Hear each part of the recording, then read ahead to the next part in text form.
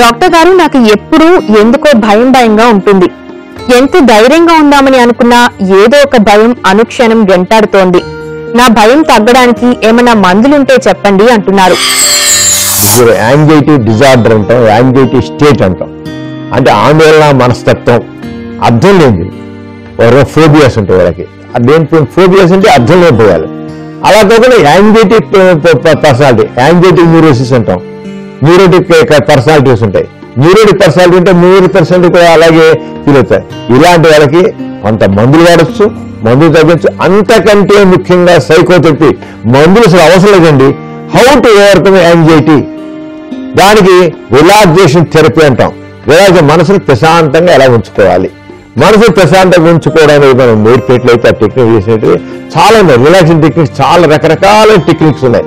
ఆ techniques follow అయితే ఏ మందులు లేకుండా ఆయన తేలిగ్గా యాంగ్జైటీ అంటే ఆందోళన మనస్తత్వం నుంచి బయటపడిపోయి హాయిగా ఉండగలడు.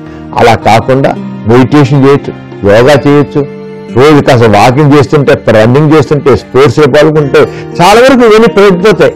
మనుషులు చక్కగా కలిసిమెలిసి పనిచేస్తుంటే మెయిన్గా మాత్రం రిలాక్సేషన్ థెరపీ అని ఉంది.